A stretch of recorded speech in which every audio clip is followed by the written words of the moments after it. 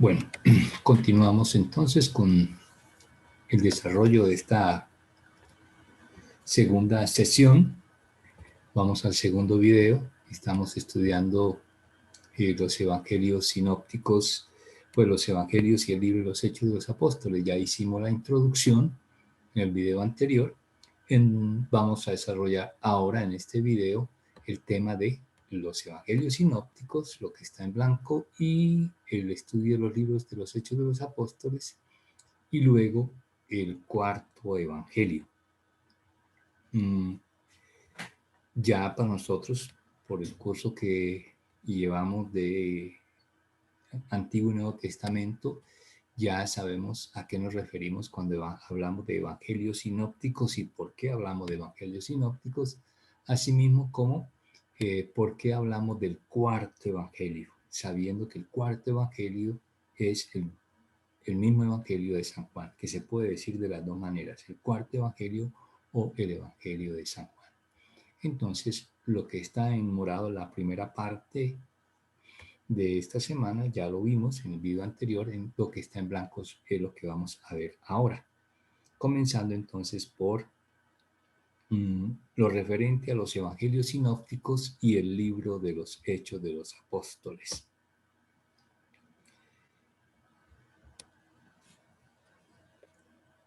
Ya para nosotros es claro que los evangelios son 4 y que los 3 primeros son los que conocemos como los evangelios sinópticos, esto es el de Mateo, Marcos y Lucas, y el que llamamos cuarto evangelio es el evangelio de San Juan. Entonces centrémonos ahora en los evangelios sinópticos, en los llamados evangelios sinópticos, es decir, los 3 primeros evangelios. Recordando conceptos fundamentales como este, ¿no? Por ejemplo, los evangelios, el término evangelio es un término que viene del griego, evangelium, y que significa buena nueva. Esa es una traducción en español. También hay otra traducción en español que se hace en buena noticia, buena nueva o buena noticia. Ese es el significado de la palabra evangelio, que es una transcripción del griego. ¿Dónde está el origen de la palabra? Nosotros a lo mejor creemos que el origen está pues en la Sagrada Escritura, en nuestra Biblia, donde aparecen los evangelios, y que ahí es donde por primera vez se empieza a hablar de evangelios. No, decíamos, es un término que viene del griego, por lo tanto tenemos que ir a la cultura y especialmente a la literatura griega, que también es de fecha bastante amplia, y remontándonos entonces a la literatura antigua de los griegos, allí encontramos que ya el término evangelio, empleando nuestro término castellano, se anunciaba, ¿sí? Se usaba para el anuncio de las victorias. Anuncio que portaba un mensajero a la comunidad, al pueblo, de que se había ganado un combate, que se había ganado una batalla. Entonces, ese anuncio se traducía en la palabra griega evangelio. Ese término, como decimos, es de origen griego, de la cultura helenística, y por lo tanto los judíos de la diáspora, ya conocemos bien la noción, al traducir la Sagrada Escritura de los textos originales, que eran el hebreo y el arameo, a la nueva lengua, que es la lengua griega, utilizaron este término para referirse a ese anuncio de aquella intervención salvífica de Dios respecto a su pueblo. Es decir, era como el mejor término que ellos encontraron para hablar de ese gran anuncio de lo que era la intervención de Dios salvando a su pueblo. Entonces era gran anuncio, gran noticia, y así entonces podríamos advertir como un término de origen pagano, de una cultura pagana, hoy diríamos, se cristianiza y se hace como muy nuestra. De ahí entonces la familiaridad que tenemos nosotros con el término evangelio y por lo cual pensábamos que era propio de la Sagrada Escritura y que había nacido allí propiamente en tiempos de Jesús o con el mismo Jesús. Veamos un ejemplo en el mismo Antiguo Testamento, en el caso del texto de Isaías capítulo 52, verso 7, texto que les transcribo aquí abajo en azul, como allí, en aquel momento, cuando el pueblo está en el exilio, el pueblo está en Babilonia, y viene el nuevo imperio, que es el imperio persa, y con su jefe máximo, con su emperador Ciro, con su edicto, el famoso edicto de Ciro, que ya bien conocemos, facultó a los pueblos quedar en libertad, a los pueblos vasallos y por lo tanto el pueblo judío, y autorizando al pueblo judío que regresara a Jerusalén y reconstruyera allí su ciudad, su templo y su nación. Entonces, esto se convierte desde luego en una gran noticia, en una buena noticia. ¿Y cómo se dice eso ya ahora en tiempos de Jesús que estamos en el ambiente griego, culturalmente hablando, en la lengua del griego? ¿Sí? ¿Cómo se dice? Evangelio. Entonces se convirtió ese anuncio, pero ya lo encontrábamos ese anuncio evangélico, diríamos hoy en día, en Isaías 52:7, cuando dice así: qué hermosos sobre los montes los pies del mensajero que anuncia la paz, que trae la buena noticia. Aquí el texto original está en hebreo, pero como estamos traduciendo el texto hebreo original a la nueva lengua, que es el griego, ¿cómo se traduciría esta buena noticia en griego? Ahí es donde aparece, ve, el término evangelio. Entonces ya en la traducción del texto hebreo de Isaías 52, verso 7. Mensajero que pregona la victoria y que dice a Sión, tu Dios es rey. Ve, toda una gran noticia para el pueblo judío, todo un evangelio. Así entonces tenemos ya el origen del concepto o del término, más bien del término evangelio. Jesús tomará también esta palabra de los profetas y definirá su anuncio como anuncio también, como una buena noticia, como un evangelio, ahora anunciado por Jesús. ¿Cuál es la buena noticia de Jesús? La llegada inminente del reino de Dios. Eso es lo que viene a anunciar Jesús. ¿Ve? Si nos preguntamos en últimas, ¿qué viene Cristo a anunciar en su predicación? ¿Cuál es el centro de su mensaje, el núcleo de su mensaje? Él hablará de muchas cosas, pero todo apuntará a esto, a la llegada inminente del reino de Dios. Es decir, que está ya llegando y está ya haciéndose, más bien haciéndose presente el reino de Dios, allí con su presencia. En el video anterior decíamos, y a manera de introducción a este curso de evangelios, que íbamos a eso, a entrarnos en esa categoría reino de Dios. Y decíamos, ¿no? La utilizamos y no sabemos qué significa. Y si nos ponen a hablar, les hacía el ejercicio, por favor, explíquenos usted con sus palabras qué es el reino de Dios, qué entiende usted por el reino de Dios. Si experimentamos eso como un vacío, ¿verdad? Como que, y bueno, ¿y qué digo? ¿Qué puedo decir yo del reino de Dios? Teniendo algunas nociones, pero como que me cuesta de definirlo, ¿ve? No es fácil definir el reino de Dios. Hasta el mismo Jesús, ¿ve? El mismo se decía, ¿y cómo le explico yo, cómo le hablo del reino de Dios a la gente para que me entienda? Y entonces venían a su mente las parábolas. El reino de Dios se parece a... Y empezaba a explicarlo de esa manera. Pues bien, y al punto de que en estos momentos, cuando estamos hablando de que el anuncio de Jesús es la llegada inminente del reino de Dios, ¿y cómo se da esa llegada del reino de Dios? Atención, ¿por qué Jesús anuncia de esa manera que el reino de Dios ya es inminente? Porque el reino de Dios llega con Él.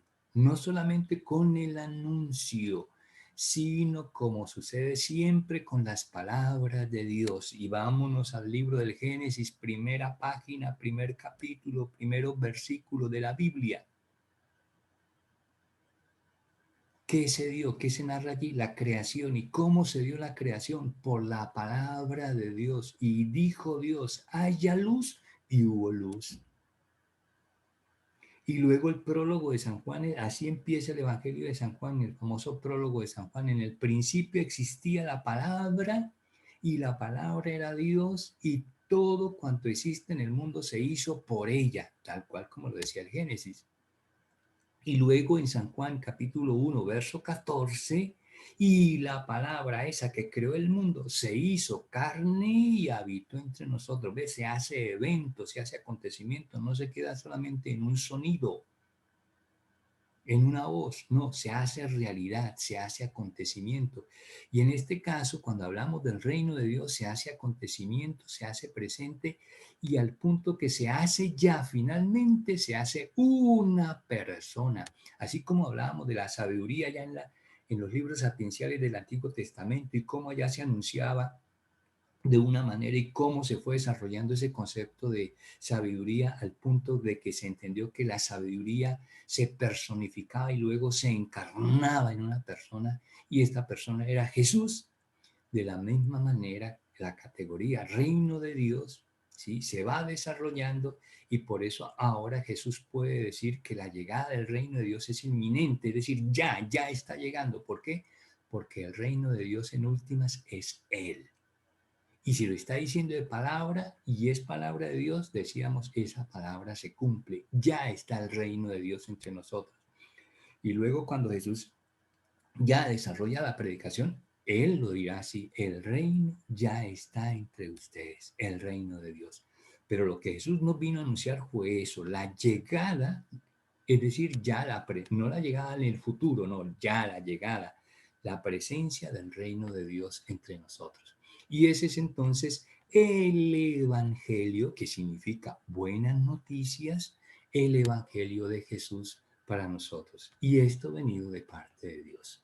Por eso nos dice el Evangelio de San Marcos, en el capítulo primero, versos 14 y 15, cuando arrestaron a Juan, Juan el Bautista, no el evangelista, son dos Juanes distintos. Cuando arrestaron a Juan el Bautista, Jesús se marchó a Galilea a proclamar el evangelio. ¿Qué significa evangelio? La buena noticia de Dios. Empecemos ya a grabar en nuestro chip este concepto, esta identidad de reino de Dios y este mensaje. Entonces Jesús se marchó a Galilea a proclamar el evangelio, la buena noticia de Dios, diciendo, ¿qué decía? Se ha cumplido el plazo, ¿eh? Ya ese plazo que anunciaban los profetas, que en el futuro iba a venir el Mesías, ya el tiempo ese ya pasó, ya se cumplió, se ha cumplido el plazo, está cerca, es inminente el reino de Dios. Convertidos y creer en el Evangelio, creer en esta buena noticia. Ese es el comienzo de la predicación de Jesús que nos presenta el evangelista Marcos en el capítulo primero.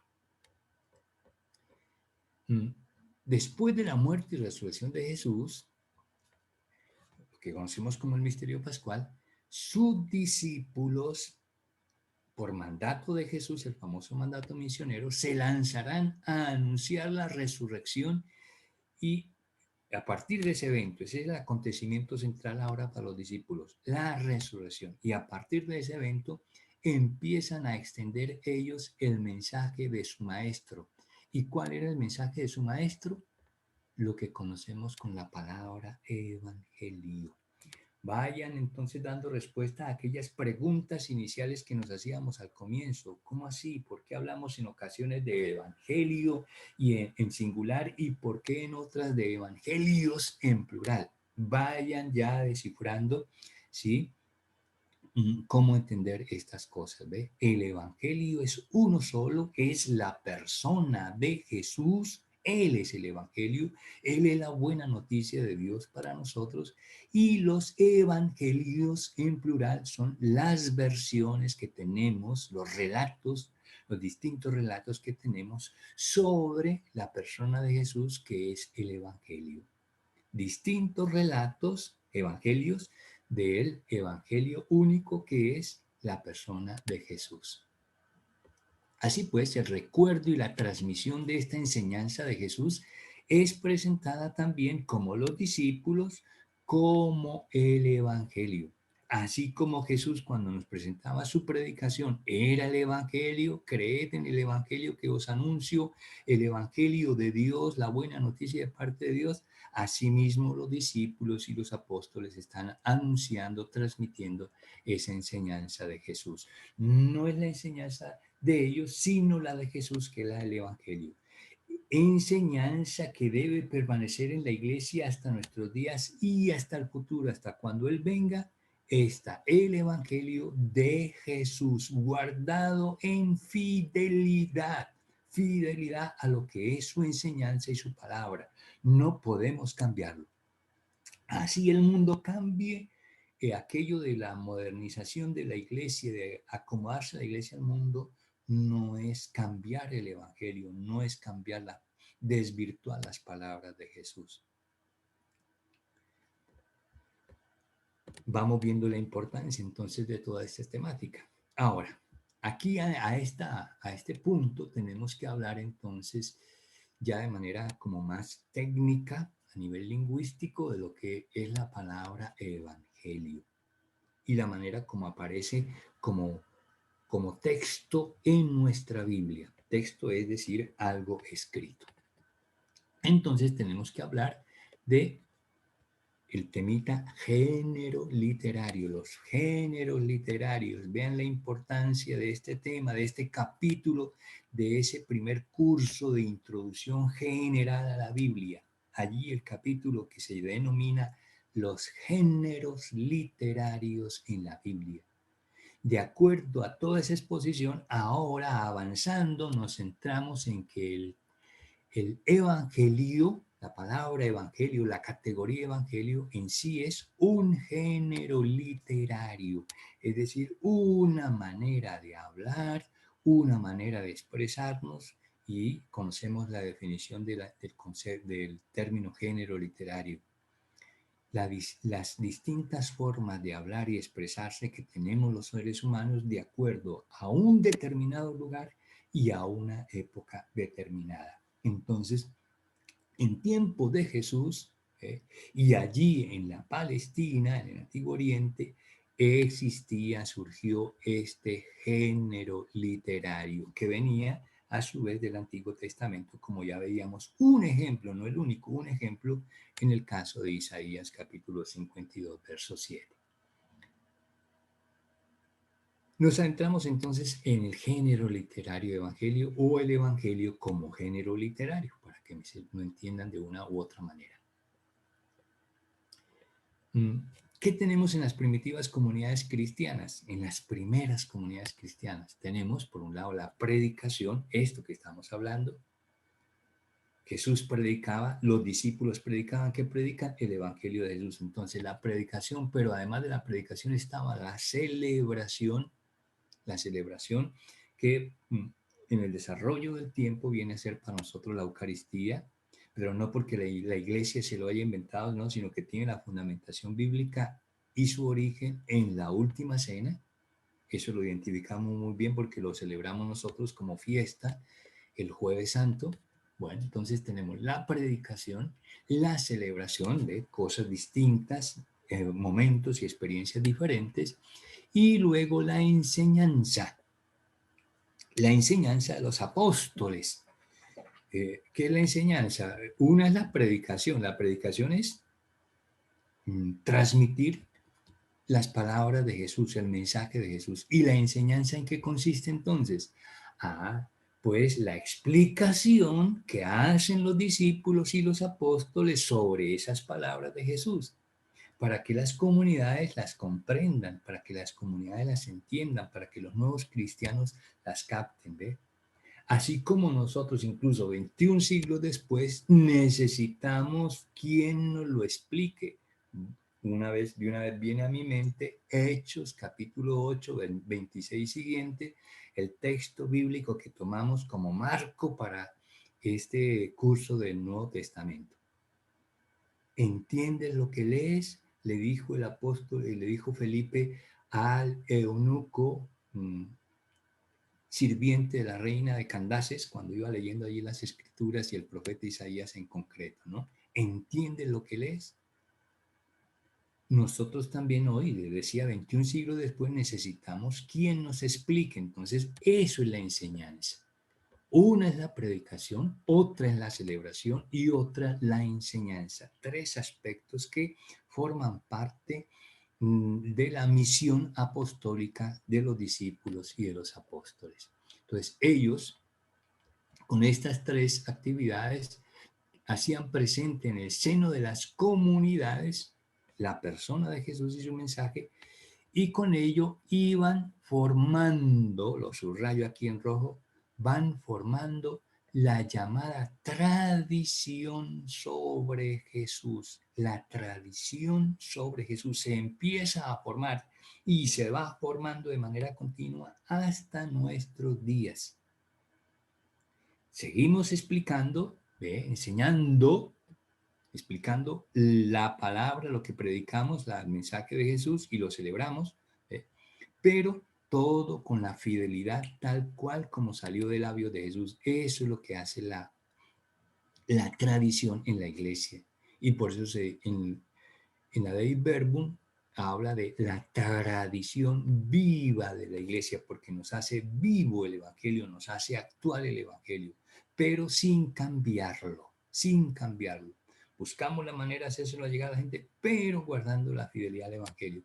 Esto porque hoy, en los momentos actuales que estamos viviendo en el seno de la iglesia, en aquella amenaza de cisma que tenemos con la iglesia de Alemania, que en cualquier momento va a reventar esto, y ahora sí nos enteraremos nosotros aquí al otro lado del charco en Latinoamérica, por ahora como que no lo conocemos, tan solo aquellos que interesados, amando a la iglesia, nos preocupa eso, el sentir de la iglesia que hay allí en el corazón de la iglesia, conocemos, entonces nos interesamos qué está pasando en Europa.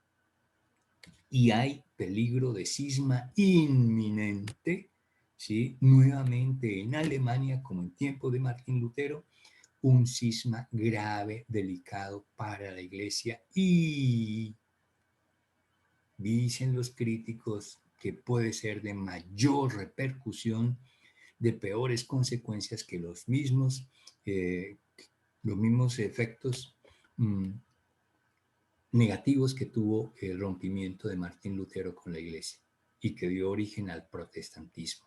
Porque ahora ya no es un solo personaje, sino que es la jerarquía prácticamente en Alemania, la casi totalidad de los obispos en Alemania, secundado luego por los obispos de Bélgica y también un poco los de Holanda y un poco los de Suiza. Entonces, esto es grave, esto es delicado. Y aquí vean la importancia de esta temática para cuando este tsunami llegue a nosotros acá, porque llegará también, entonces nos permita a nosotros verlo con claridad, saberlo interpretar y sobre todo mantenernos fieles al Evangelio de Jesús, al Evangelio que estamos estudiando.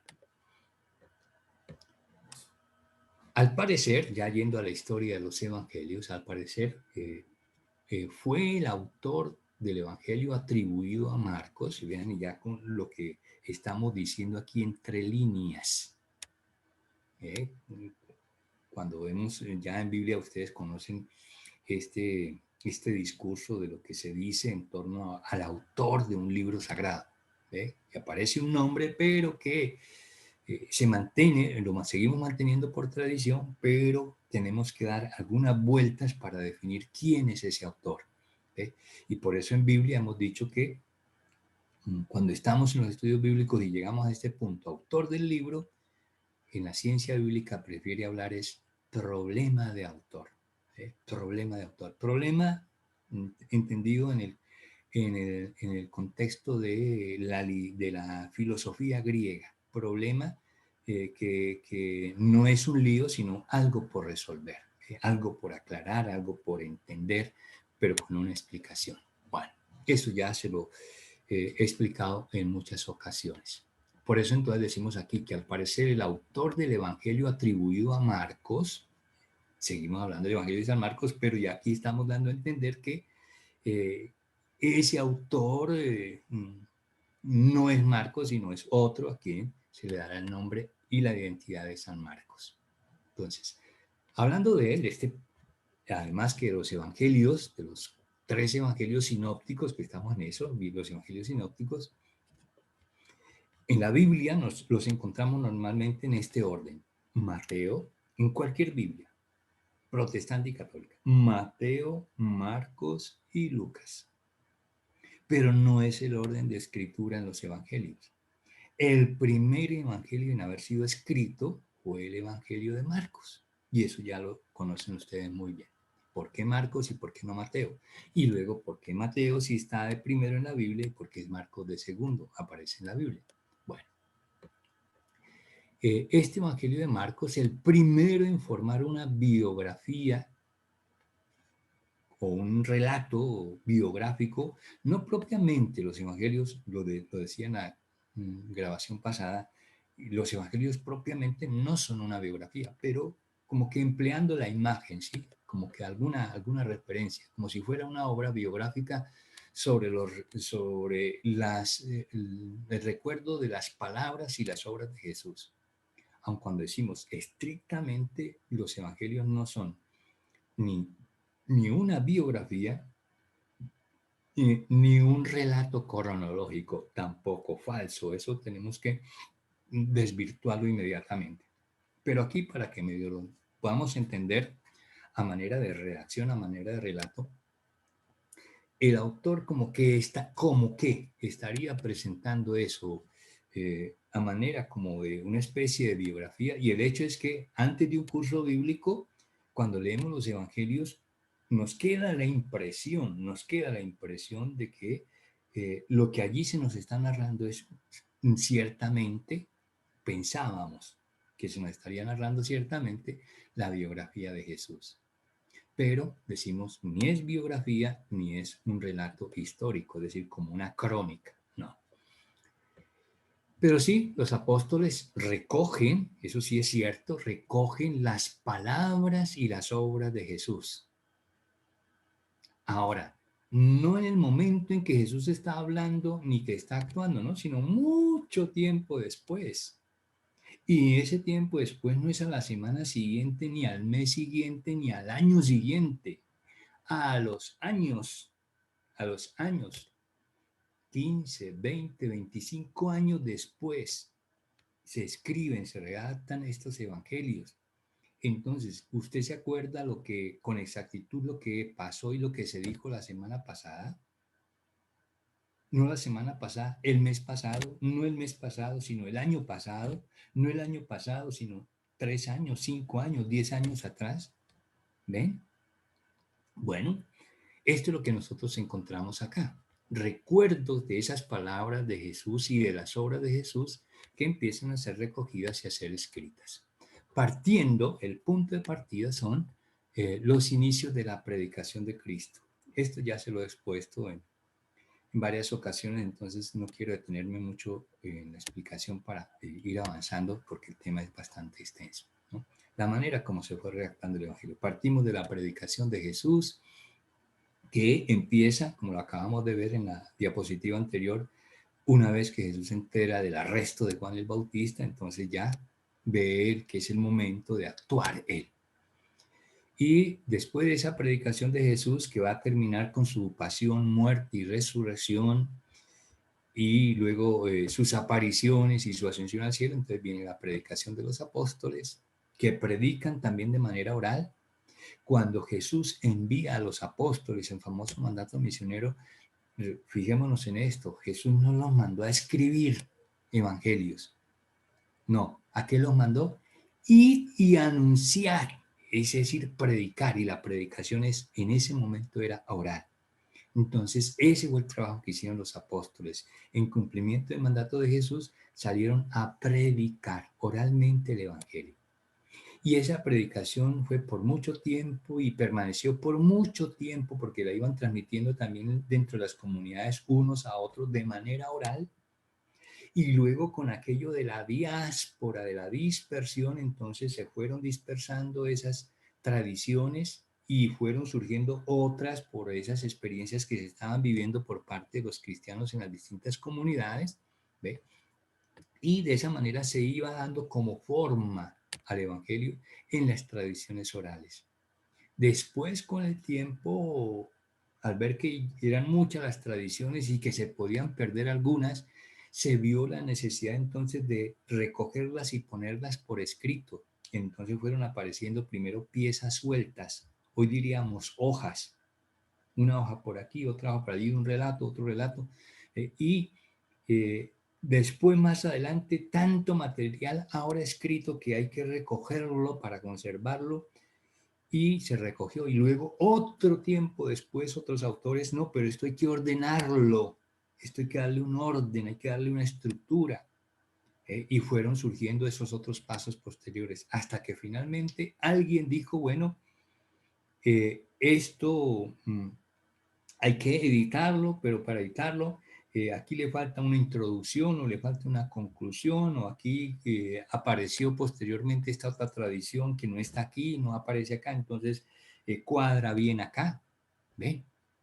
Y así entonces nos llega a nosotros lo que finalmente tenemos en nuestra Biblia, el texto sagrado de cada uno de los evangelios.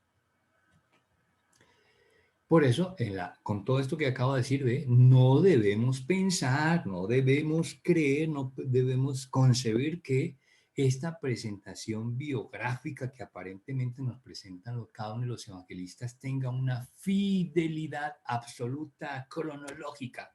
Es decir, de que en ese sentido fueron realizados los eventos por parte de Jesús.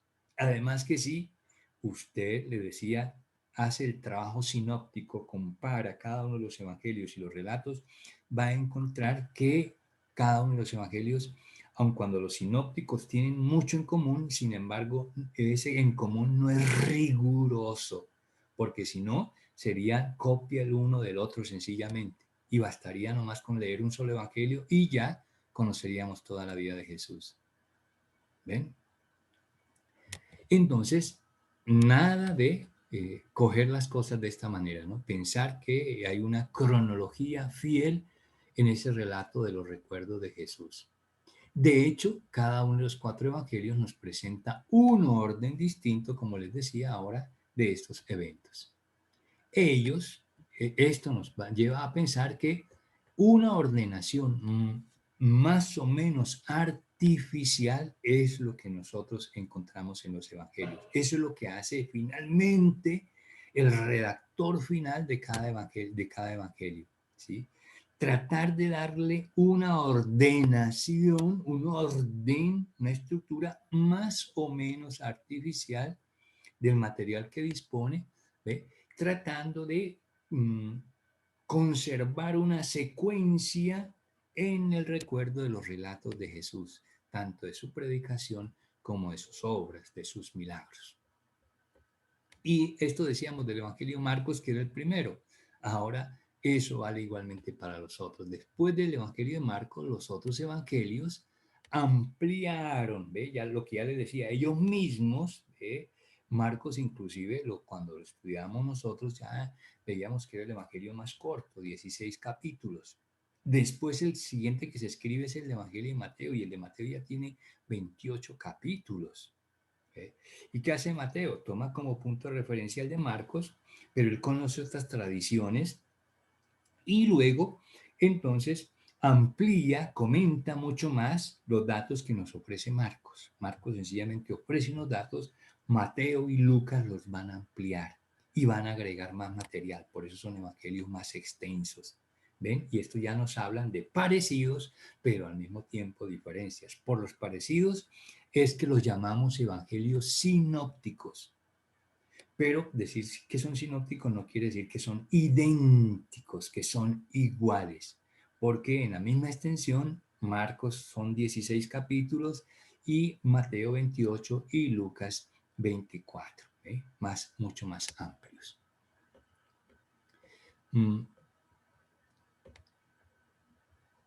Fue la manera como se fueron formando los evangelios y además ya advertíamos que incluso los escritos de Pablo, no todos, pero algunos de los escritos de Pablo fueron escritos antes de los evangelios y que los primeros escritos del Nuevo Testamento son algunas de las cartas de Pablo. En concreto, el primer escrito es Primera Tesalonicenses, que ya es de su conocimiento.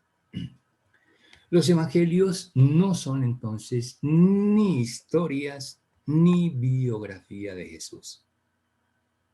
En el sentido moderno, aunque nosotros entendemos estas palabras, son, y ahora sí llegamos al punto, son un género literario muy particular, una manera de narrar las cosas que van a ser distintas. En el Nuevo Testamento no solamente están los evangelios, luego hay otros escritos que son las cartas de Pablo, las cartas católicas y el Apocalipsis, pero esos textos como tal son ya una manera distinta en el relato, una manera distinta en la redacción, ¿ve?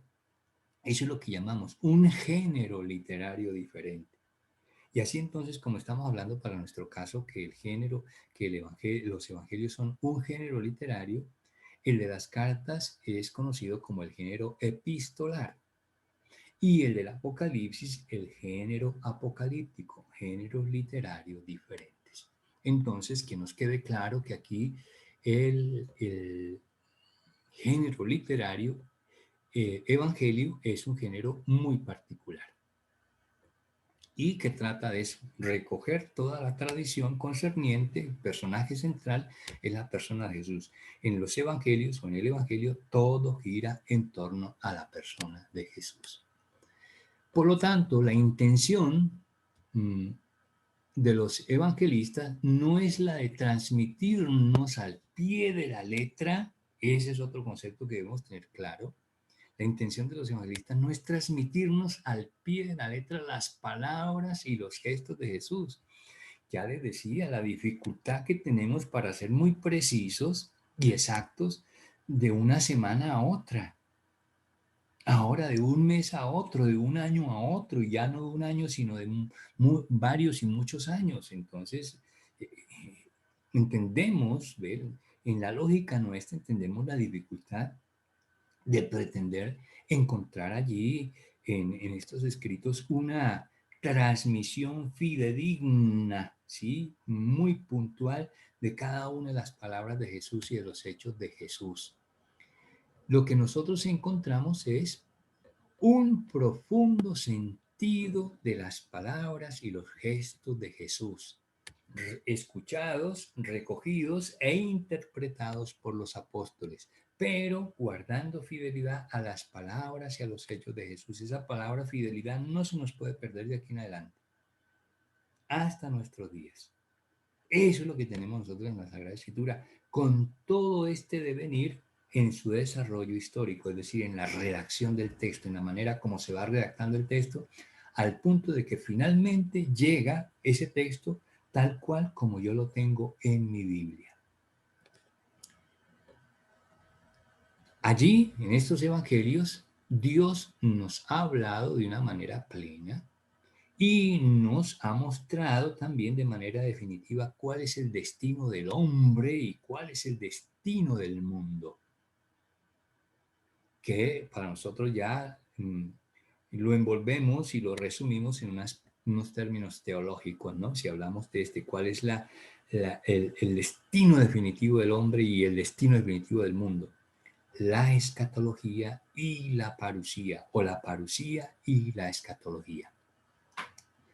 Por lo tanto, los evangelios, en plural, los 4, son fundamentalmente relatos catequéticos.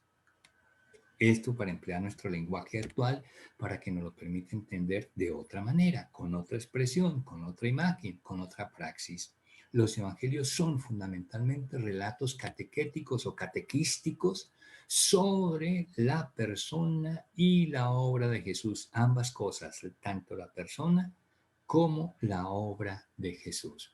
Y que la obra de Jesús, ¿de quién es en definitiva? La obra del Padre, ¿no? Al punto que él decía, cuando los apóstoles, cansados en su seguimiento, en sus viajes misioneros, invitaban a Jesús, vamos a comer, ¿no? Y para que ellos poder comer, le decían al maestro, maestro, come, porque comiendo el maestro, comían ellos, ¿eh? Entonces Jesús, ¿qué respuesta les daba? Mi alimento es, ¿cuál? Hacer la voluntad del Padre, ¿eh? Siempre, eso es lo que hace Jesús. Lo que hace Jesús es la obra del Padre. Por lo tanto, en la predicación de Jesús va a aparecer, o en los evangelios va a aparecer la predicación de Jesús y su obra de Jesús, que va a ser por consiguiente la obra del Padre. Continuando, entonces, llegamos a este punto de los 4 evangelios ahora. Llegando al segundo tema de esta sesión, de este segundo video, los evangelios sinópticos. Ya dejamos esa introducción prácticamente que hacíamos a esta sesión y volvemos a lo puntual, los 4 evangelios. Los 4 evangelios son familiares ya para nosotros, ¿no? Como biblista, nosotros ya empleamos el orden natural, lógico. Marcos, Mateo, Lucas y Juan. El común de la gente dice, los menciona como están en la Biblia, Mateo, Marcos, Lucas y Juan. Nosotros los mencionamos en su orden, Marcos, que fue el primero, luego Mateo, luego Lucas y después San Juan. Esos son los 4 evangelios. Después, paréntesis, después en algún momento les hablaré, les mencionaré el evangelio paulino, el evangelio de San Pablo. Creo que en alguna oportunidad ya se lo mencioné. Y va a aparecer eso, el evangelio de San Pablo. Y en la literatura apócrifa, recuerden, está el Evangelio de Santiago, el Evangelio de Pedro, el Evangelio de los 12 apóstoles, el Evangelio de Judas, ¿ve? Como que cada uno tenía un evangelio en escrito apócrifo, pero en la Sagrada Escritura estos son los 4 evangelios. 4 evangelios, pero no quiere decir que haya 4 evangelios en sí, no, que el evangelio, como lo acabamos de ver, es uno solo e incluso es una persona. ¿Quién es? La persona de Jesús, la persona de Él y su mensaje, ese es el evangelio en singular.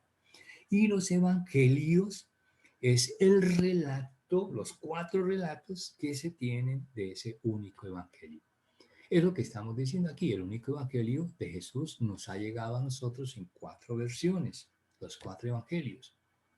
Y cada uno de ellos, esa es la razón por la cual existen los 4 y no podemos suprimir ninguno de ellos. No, yo no puedo decir con este que me gusta más, me place, más hermoso, más teológico, más espiritual, me quedo con este. No. ¿Por qué? Porque cada uno de ellos, desde la sensibilidad propia del autor, es decir, de cada autor, e incluso de la comunidad, atención a este otro detalle, detrás del escrito, detrás del texto que me llega a mí en la Biblia, como evangelio de fulano de tal, no solamente está la sensibilidad del autor, la sensibilidad es la manera como él siente las palabras de Jesús, ve, interpreta la obra de Jesús y por lo tanto su fe, su teología, su espiritualidad, la de cada autor, sino que también está detrás la fe, la sensibilidad, la espiritualidad de una comunidad. Cada uno de ellos pertenecía a una comunidad y desde esa experiencia de la comunidad es que ellos hacen su relato, hacen su redacción del texto que lleva su nombre. Y esta sensibilidad, tanto del autor como de la comunidad, le dio forma a cada uno de los evangelios y por eso es que son 4 los evangelios y no 3, ni 2, ni 1. Uno en el sentido de que es el evangelio de la persona de Jesús, pero ya de los evangelios hablamos de 4. Y en ellos, en cada uno de ellos, se acentúa, cada uno acentúa, es decir, subraya, pone énfasis en ciertos rasgos específicos de Cristo. En nuestra experiencia, lo que también nosotros vivimos cuando vivimos en comunidad, entonces, eh, fijémonos en la experiencia personal nuestra de cada uno, como entre una comunidad, cuando llevamos ya varios años, y hemos tenido varios formadores, varias formadoras. Entonces, ¿cómo nos identificamos con un formador, con una formadora? ¿Eh? Y unos como que empatizan, simpatizan mucho y se identifican con esa, otros con otro formador o con otra formadora. ¿Ve? Y en el caso de nuestra vida religiosa, cuando vivimos en comunidad, vea, es tanta esa empatía que adquirimos nosotros, que en nuestras expresiones lo reflejamos cuando decimos, por ejemplo, esto, es que fulana de tal mm, piensa mucho como la madre o como la formadora tal, ¿sí? Y hasta decimos, y es que hasta camina como ella, hasta tienen el mismo caminado, ¿eh? Eso es lo que estamos diciendo. Cada uno ve, descubre rasgos específicos de las otras personas. Ahora aquí el centro de la persona de Jesús, cada apóstol tiene su manera de ser y luego también percibe de manera muy particular, y de ahí entonces los énfasis que coloca el relato de su escrito.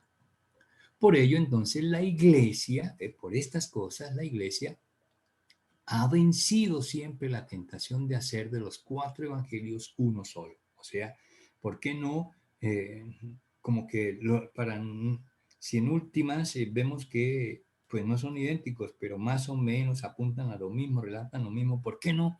Entonces la iglesia hace un solo evangelio, porque nos redacta recogiendo como una manera de una síntesis y presenta un solo evangelio, ¿no? Es la tentación en algunos que ha existido dentro de la iglesia. ¿Qué son entonces los evangelios sinópticos? ¿Cuáles son y por qué se llaman así? Ya también es de su conocimiento, pero aquí vale la pena también tenerlo muy en cuenta. Los evangelios sinópticos, ¿cuáles son? Entonces son los 3 primeros en su orden de escritura: Marcos, Mateo y Lucas. Ya lo he dicho para que quede aquí consignado y les quede como resumen y como doctrina en sus apuntes. Y se le llaman sinópticos, palabra griega, viene del griego sinópticos tal cual, ¿eh? O sea, el término español es transcribir letra por letra del griego al español y suena, en el sonido es igual, sinópticos. Y el significado de la palabra griega sinópticos es ver el todo con una sola mirada. Y para que me lo entiendan mejor, entonces vamos a la figura. ¿Ve? Aquí abajo les coloco de manera sinóptica, en el lenguaje bíblico se dice, le presento la sinopsis del relato de la transfiguración. ¿De qué les estoy hablando? De lo que aquí viene ahora presentado en un cuadro, de ahí la famosa expresión cuadro sinóptico. Los cuadros sinópticos son esto, viene de esto, de aquí está el origen de esa expresión, es cuadros sinópticos. Entonces, ¿qué tenemos aquí en este cuadro?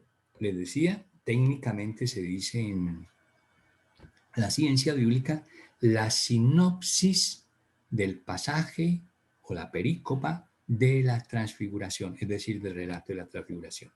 Es decir, que nuestros evangelistas sinópticos, Mateo, Marcos y Lucas, los tres traen el relato de la transfiguración, nos presentan. Pero cuando hacemos la sinopsis, que es esto, escribirlos así en columna, cada uno de los relatos, uno frente al otro, nos permite ver, ¿ve? En una sola mirada, esa es la palabra sinopsis, decíamos, ¿no? ¿Qué significa sinóptico? Ver el todo con una sola mirada. Entonces estamos viendo el todo del relato de la transfiguración en una sola mirada. Yo no necesito tener una sola Biblia, y si tengo una sola Biblia, entonces sí me toca buscar en una parte Marcos, después buscar Mateo, después Lucas y ir para allá y para acá. ¿Eh? porque el trabajo sinóptico es de ir comparando verso por verso, palabra por palabra. Y si yo tengo una sola Biblia y en una Biblia trato de hacer el ejercicio, me toca estar pasando para allí y para acá y eso me cansa, me emborracha, me aburre. Cambio aquí, miren, vean la facilidad. En una sola mirada usted tiene en los tres el relato de la transfiguración. Y ya entonces, ¿para qué? Entonces es para el trabajo del análisis, ¿no? El análisis sinóptico, el análisis de la sinopsis. Entonces, ¿cómo? ¿Qué encontramos acá? Entonces decíamos, ¿no? El relato, el primer relato original, o no original, primer relato. El primer relato hecho sobre la transfiguración es el Evangelio de Marcos, porque es el primer evangelista en haber sido escrito, ¿sí? Entonces, ¿qué notamos acá? Entonces, es el primer relato. Noten ustedes, así, de primera vista, ¿qué notan ustedes? Que es el relato más corto, más cortico, de los evangelios sinópticos sobre la transfiguración. Y como Mateo y y Lucas es más amplio. Y vamos a ver ahora qué hace Mateo y más hace Lucas. Nos narran lo que está explicando, lo que está narrando Marcos, pero nos ofrecen mayores datos, ¿ve? Los amplían, perdón, nos amplían el relato de Marcos. Vamos a los detalles. Dice Marcos, partiendo del original, 6 días después, entonces hace referencia al tiempo, ¿verdad? ¿Qué dice Mateo? Que es el siguiente evangelista en haber sido escrito. Entonces decíamos, Mateo conoce el texto de Marcos, parte del texto de Marcos, pero vamos a ver que no es idéntico, no es igual, porque entonces sería uno solo texto. 6 días después, hasta ahí es igual la expresión, 6 días después. En Lucas, fíjense que ya el relato es diferente, no es 6 días después. Sucedió que unos 8 días después, ve, aquí ya hay una diferencia. Ya no son 6 días, sino que son 8 días. ¿Ven? Ya una primera diferencia materialmente hablando, identificada. Ahora, lógico que esto, cuando no tenemos la formación bíblica, nos lleva a conclusiones equivocadas, erradas, ¿no? Como decir, ajá, aquí hay un error. Yo encuentro en la Biblia un error, porque, bueno, si Marcos y Mateo nos dicen que son 6 días, entonces lo están diciendo 2 contra 1. Uno dice que 8 y 2 dicen que 6, entonces me voy más por los que dicen mayoría, ¿cierto? 6 días. Entonces, en Lucas no son 8 días, sino 6. Entonces, aquí Lucas se equivocó. Conclusión que saco sin el estudio bíblico. Lucas se equivocó.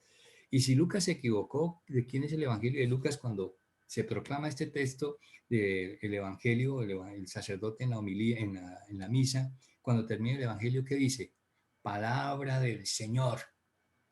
O sea que es palabra de Dios. Entonces, si es palabra de Dios y tiene errores, no es palabra de Dios. ¿Ven? ¿Ven a lo que allá implícitamente en el subconsciente está latente y a lo que nos puede llevar a las interpretaciones falsas, erradas, equivocadas y por lo tanto a conclusiones fatales? Bueno, eso tiene entonces, ¿por qué la diferencia? Eso tiene otra explicación. Recuerden ustedes, la sensibilidad de cada autor. Es porque estos autores, cuando hablan de 6, el 6 tiene un significado para ellos y para Lucas no es el 6, sino que son los 8 días. Bueno, pero eso ya es parte del exégesis. Yo aquí sencillamente estoy haciéndoles una explicación del relato, el trabajo sinóptico. Ya el exégesis es otro nivel. Luego, vuelvo al relato inicial. 6 días después, toma Jesús consigo a Pedro, Santiago y Juan. Toma Jesús, los aparta. ¿Qué dice Mateo? Toma Jesús consigo a Pedro, Santiago, ¿ve? Pero atención, también trae a Juan, pero dice que a su hermano. Y Marcos no habla de hermano Juan, sino simplemente Pedro, Santiago y Juan. ¿Ven? Relato más corto.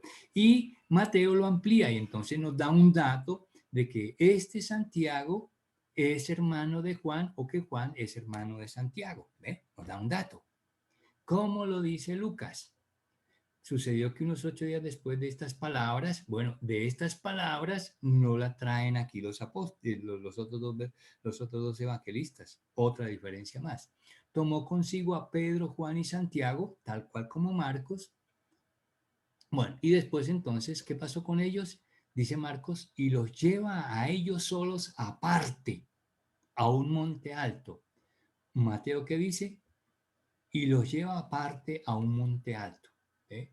Hay una pequeña diferencia, y no dice que a ellos solos. Algo le quitó ahí. ¿Y qué dice Lucas? Y subió al monte para orar. ¿Ve? Lo hace como también de otra manera muy diferente. Y Marcos y Mateo no nos dice a qué subieron, se lo llevó aparte a un monte alto. En cambio, Lucas nos dice a qué subieron, se los llevó al monte a orar. Y aquí en ellos expresamente no aparece el término a orar. Entenderíamos, ¿ve? Supondríamos que subieron a eso, pero el texto no lo dice. ¿Ve? Bueno, luego, ¿qué dice? ¿Qué termina diciendo? Vea, y el relato en Marcos termina acá, diciendo, ve, todo el proceso, todo el evento de la transfiguración lo resume con esta frasecita. Y se transfiguró delante de ellos. Ese es todo el relato de Marcos. Mateo, ¿qué dice? Y se transfiguró delante de ellos, dos puntos, y explica en qué consiste esa transfiguración. Su rostro se puso brillante como el sol y sus vestidos se volvieron blancos como la luz. ¿Ven las diferencias claras?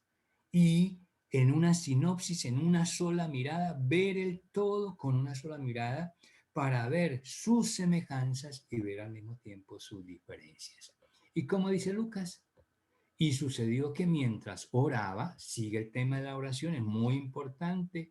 Bien sabemos nosotros que el Evangelio de Lucas, uno de los calificativos es ese, así como lo conocemos como el Evangelio de la Misericordia, es el Evangelio de la oración, porque a lo largo de todo el Evangelio el aspecto orante va a estar sumamente claro y fuerte en la persona de Jesús y en eventos como este. Fíjese, Jesús subió a orar y luego mientras oraba, el aspecto de su rostro se mudó, una manera diferente de narrar la transfiguración, pero que hace alusión al mismo evento, y sus vestidos eran de una blancura fulgurante, muy parecido al de Mateo, mas no idéntico.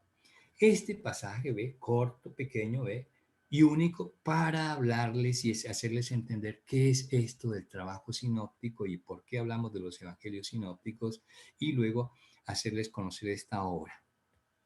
Es decir, hoy en día existe un libro grande, es tipo muy parecido a lo que nosotros en la parroquia conocemos como el leccionario o allá en las sacristías de nuestras comunidades, el leccionario ese grande rojo que tenemos, ¿sí?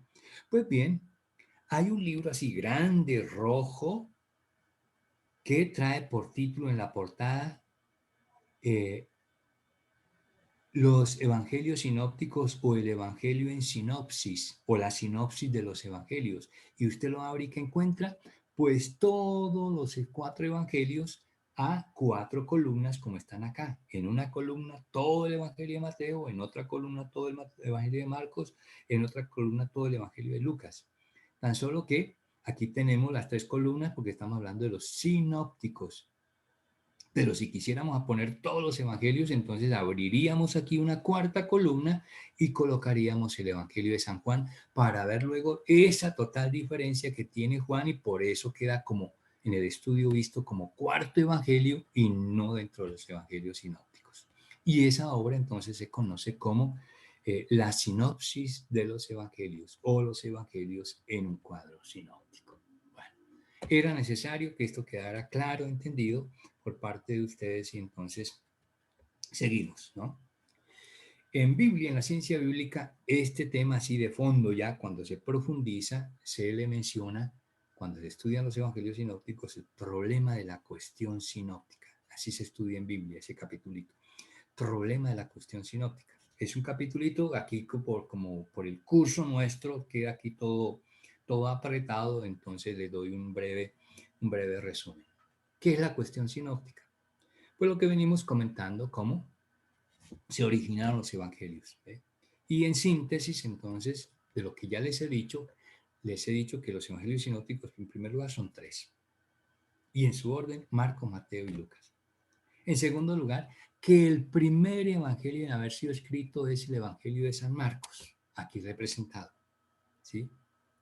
Y que luego del evangelio de San Marcos, que fue el primero escrito, cuando Lucas escribe y cuando Mateo se escriben, ellos escriben estos evangelios, los otros dos evangelios sinópticos, ellos ya conocían el texto de Marcos, ya existía, lo conocían. Por lo tanto, lo tomaron como punto de partida, como punto de referencia. Y luego, con todo lo que ellos por propia experiencia tuvieron en su formación, en el conocimiento de la persona de Jesús, su persona y su enseñanza, entonces con su sensibilidad hacen un relato diferente. Y lo mismo hará entonces tanto Mateo como Lucas. ¿Eh? Por eso las flechas, ¿no? Marcos incide, inspira a Lucas, Marcos incide e inspira a Mateo. Si lo fuera a la inversa, entonces la flecha sería al contrario, en sentido inverso, para decir que Lucas y Mateo toman de Marcos. ¿Eh? Y es una manera diferente de hacer la gráfica. Pero aquí en la cuestión sinóptica surge un detalle que en su momento se lo mencioné y aquí lo recordamos para tenerlo en cuenta. Y es este círculo que viene aquí con una Q en el centro. Ya les vendrá a ustedes a la memoria todo lo que expusimos en torno a la famosa y llamada fuente Q, la fuente Q. Porque estamos hablando en la cuestión sinóptica en últimas de que cuál es la fuente de los evangelios. Pues la fuente de los evangelios es el evangelio único, que es la persona de Jesús. Pero como ese evangelio se empezó a ser oral, predicado por mucho tiempo, luego escrito, entonces viene todo un proceso y al momento cuando hablamos del momento escrito, el primero es Marcos, después Lucas y Mateo, resulta que la ciencia bíblica descubrió después, a mediados del siglo XVIII, hace unos 3 siglos más o menos, un descubrimiento reciente, descubrió que además del Evangelio de Marcos, existía en su momento un documento, un escrito que descubrieron los alemanes y lo llamaron, aquí hay otra fuente, ¿eh? Y así lo designaron como una fuente de los evangelios. Pero como ellos hablan alemán, entonces en alemán fuente se escribe Quelle con Q, Q-U-E-L-L, Quelle, Quelle, ¿sí? Y la ciencia bíblica entonces asume esa denominación y este símbolo, identificar esta fuente con su inicial, Q de Quelle. Entonces pasó a llamarse y es conocida en el mundo como la fuente Q. Es decir, otro escrito sobre los evangelios de Jesús, pero que no llevaba nombre. Este sí lleva nombre, Marcos. Pero parece ser que en los mismos tiempos en que se redactó Marcos, fue redactado este otro escrito que no tiene identidad, sino que ya posteriormente, de acuerdo a sus descubridores, entonces se le identifica como la fuente Q. ¿Y qué relata la fuente Q? Pues más o menos como hace Marcos, recoge por la tradición, aquello de la tradición, recoge las enseñanzas sobre la persona de Jesús y su mensaje, su predicación y sus obras, ¿ve? Están en ese relato. Y ese relato existe, lo tienen hoy los biblistas, eso existe, ese documento. Y es conocido así como la fuente Q. Y esta fuente Q, entonces, fue desconocida por Marcos, surgió en tiempos de Marcos, a la par de Marcos, pero Marcos no la conoció. Pero en cambio, sí, Lucas y Mateo, que habían partido del Evangelio de Marcos, conociendo también la fuente Q, aquellos otros elementos que decíamos, en la anterior diapositiva de la sinopsis, donde aparecían como detalles de más en Mateo y en Lucas sobre el Evangelio de Marcos, muchos de esos detalles son sacados precisamente de esta fuente Q. ¿Ve? Entonces, por eso, para Lucas y Mateo son fuentes de su Evangelio, el Evangelio de Marcos, el Evangelio de la fuente Q, no se llama evangelio, sino fuente Q, y luego lo que ellos mismos por experiencia personal han recogido en la tradición de su comunidad. ¿Ve? De esta manera es lo que finalmente va a dar como fruto los llamados evangelios sinópticos. Por lo tanto, a manera de síntesis, ¿cuál fue el proceso de formación de los evangelios? Este cuadrito ya se lo había explicado en el curso anterior que tuvimos de Antiguo y Nuevo Testamento. Cuando tomamos el tema Nuevo Testamento, allí se lo expuse. El punto de partida de nuestros evangelios, los que tenemos hoy en la Biblia, en su Biblia y en la mía, es la persona de Jesús y el que conocemos como Jesús histórico. Recuerden que les hablaba de los dos Jesuses, no personas diferentes, sino el mismo Jesús.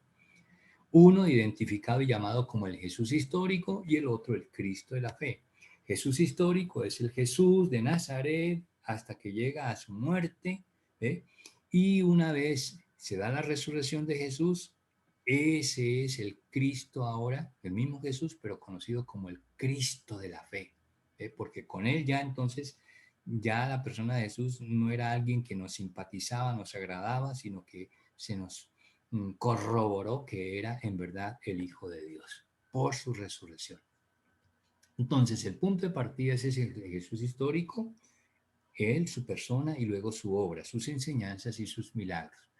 De esa primera etapa, entonces viene la segunda etapa, la tradición oral. Todo esto, la predicación de Jesús, la continuaron sus discípulos, sus apóstoles, y por muchos años, y creció esa tradición oral y se multiplicaron, y hablamos en plural, tradiciones, pero aquí sintetizadas las englobamos bajo un solo término, tradición oral. Luego de esas tradiciones orales surgieron pequeñas colecciones escritas, los relatos que ya les decía usted que por separado empezaron a surgir. Y luego de esas colecciones entonces fue que se empezaron a escribir. Surgió la fuente Q a la par del Evangelio de San Marcos. Y entonces de Marcos de Marcos tomarán Mateo y Lucas, fíjense las flechas, Mateo y Lucas tienen su origen en Marcos, pero Mateo y Lucas tienen su fuente en fuente Q, también toman de la fuente Q, y también cada uno de ellos toman de esas pequeñas colecciones escritas de la etapa previa. ¿Eh? Van viendo ustedes la combinación aquí de elementos, ¿sí?, que van enriqueciendo cada evangelio. Y luego, muy aparte, está el cuarto evangelio, el evangelio de San Juan, que para nada toma en cuenta ni la fuente Q, ni Marcos, ni Mateo, ni Lucas, sino que Juan va por otro camino aparte, pero nos habla del mismo Jesús histórico, llegado a él a través de las tradiciones orales y de pequeñas colecciones escritas, pero al margen de todos ellos, él hace su obra conocida como el cuarto evangelio o el evangelio de San Juan. Ese fue el proceso entonces de formación de los evangelios. Ahora aquí, este otro cuadro que también se lo explicaba ya en su momento, la relación ya en porcentaje entre los evangelios sinópticos. Entonces, el evangelio original, o no original, perdónenme, se me va siempre esa expresión, el primer evangelio en haber sido escrito, Marcos.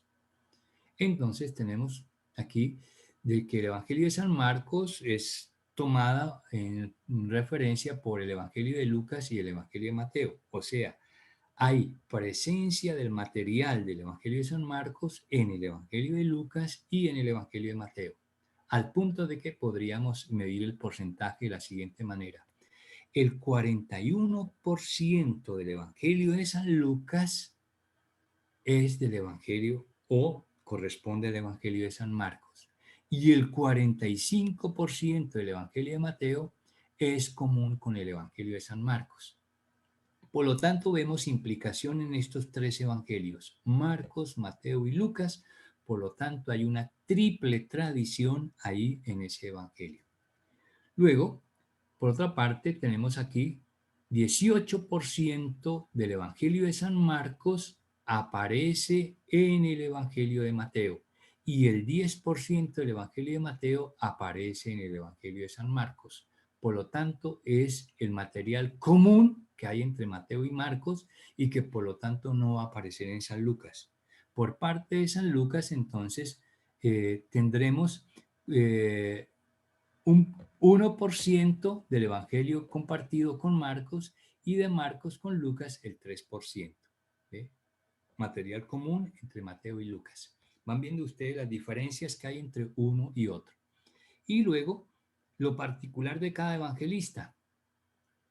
Aquí tenemos que el 3% del Evangelio de San Marcos es único, o sea, solamente usted lo va a encontrar en el Evangelio de San Marcos. No lo va a encontrar nunca en el Evangelio de Lucas, ni tampoco en el Evangelio de Mateo. Desde luego, menos en el Evangelio de San Juan, como ya lo habíamos advertido. En el caso de Mateo, el 20% del Evangelio de Mateo es exclusivo de Mateo, por lo tanto no va a aparecer ni en Lucas ni va a aparecer en Marcos. ¿Ven la diferencia? ¿Ven por qué es imposible hacer un solo relato de un solo Evangelio para quedarnos con un solo Evangelio? ¿Ve? Nos perderíamos muchas cosas, ¿ve? Las particularidades, la sensibilidad de cada evangelista que esconde también la sensibilidad, decíamos, de cada comunidad. Y ahora hay material común entre Lucas y Mateo y no con Marcos. Entonces lo que está aquí en azul, doble tradición. Entonces el 23% de Lucas forma parte del Evangelio de Mateo y el 25% del Evangelio de Mateo es común al Evangelio de Lucas. Bueno, y así queda explicado ya entonces ese cuadro. Y esto es lo que le decía, ¿ve? El librito aquel que a manera de leccionario, como los tenemos nosotros en nuestras sacristías, tenemos también esta obra conocida en el mundo, en la ciencia bíblica, como la sinopsis de los 4 evangelios, que era la obra de la cual ya les hablaba. Usted abre este libro y va a encontrar todo el evangelio o los 4 evangelios a 4 columnas. Ese es el famoso sinopsis de los 4 evangelios o los 4 evangelios en sinopsis.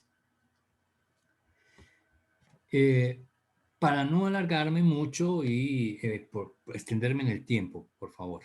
Y luego, como ya lo hemos visto allá de manera general en ese curso que hicimos de Antiguo y Nuevo Testamento, entonces ya les dejo esto para que ustedes más bien lo lean en la diapositiva, como tienen el PDF. Pero ahorita ustedes siguen el curso, la exposición, pero luego ustedes toman el PDF y leen en detalle de cada uno de los datos que le doy de cada uno de los evangelistas sinópticos, ¿sí? En este caso, entonces, el Evangelio de San Marcos, con sus características generales y un poquito específicas, que hablan un poquito, que nos presentan aquello de la sensibilidad particular de cada evangelista. Eso está señalado acá, ¿ve? Y cómo cada uno, incluso en un detalle muy banal, pero también de cierta importancia, cada uno de ellos es representado con una imagen. Por ejemplo, el primer evangelio, el Evangelio de San Marcos, es representado o bien con el nombre de Marcos o bien con la figura de este animalito, el famoso león. ¿Sí? Es identificado con el león. Y ustedes ya saben por qué entonces Marcos es identificado con el león. Les decía que incluso esto llevaba al arte, y si ustedes van a una catedral, a una basílica, a una parroquia así grande, importante, que nos presentan allá sobre el altar, en el ábside, los 4 evangelistas, a veces vienen representados con el nombre, Mateo, Marcos, Lucas y Juan, y en ocasiones, en algunas oportunidades, ustedes no van a encontrar el nombre, sino que van a encontrar la figura. Entonces van a encontrar el león, van a encontrar el toro, van a encontrar un hombre alado o van a encontrar un águila. Y usted a través de esos símbolos ya identifica entonces de qué evangelista le está hablando. Bien, entonces las invito para que sigan cada una de estas diapositivas. Aquí en el caso de Mateo, ve él es representado con una especie de hombre con alas, o sea, como una especie de hombre alado, un ángel, ¿ve? Y eso tiene también su razón de ser. Y luego los matices particulares, por ejemplo, ¿ve? En el caso de Mateo, Mateo es judío y como judío escribe para judíos y por eso su lenguaje va a ser netamente semítico o judaizante. Y la predicación, el mensaje central de Mateo va a estar centrado en la predicación de Jesús sobre el reino de Dios. Y Jesús será presentado entonces como el nuevo y definitivo Moisés. Vean, matices particulares. Al leer cada una de estas historias, de cada uno de los evangelistas van a encontrar también sus particularidades que los hacen precisamente únicos en su estilo. Asimismo, entonces, el Evangelio de San Lucas, ¿ve? Entonces, el Evangelio de San Lucas va a estar siempre representado con la imagen del toro. Y, por ejemplo, en este caso, si ustedes encuentran esta figura en un libro o en el internet y no aparece ningún nombre, usted ya como biblista ya sabe interpretar esa figura, de quién se trata esta imagen, de quién le está hablando esta imagen. Le está hablando de San Lucas. Esta imagen le representa a usted San Lucas. ¿Por qué? Porque San Lucas es representado siempre con el toro, con el buey.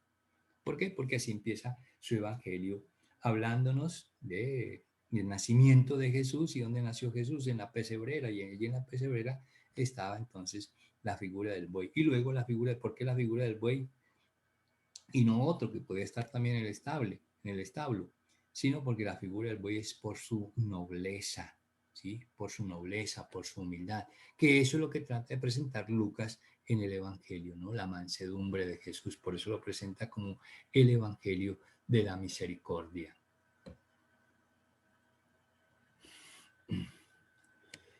Y así entonces tenemos los tres evangelios, Marcos, Mateo y Lucas. Y entonces tenemos que en los evangelios el centro es la persona de Jesús y cada uno con sus matices muy particulares. Y al llegar al tercer evangelio, que es el evangelio de San Lucas, lo que ya hemos advertido, ¿no?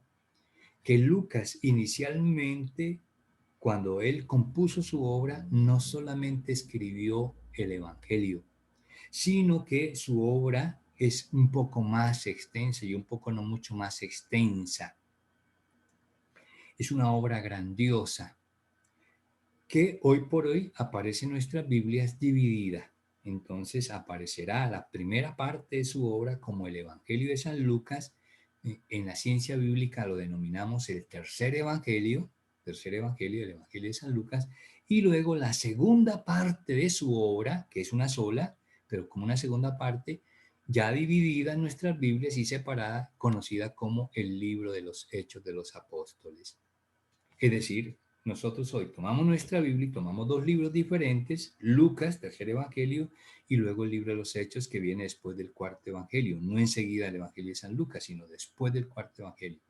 Pero para nosotros como biblistas, ya conocedores de este discurso, sabemos entonces que Lucas compuso una sola obra conocida hoy como el Evangelio y como el libro de los Hechos de los Apóstoles.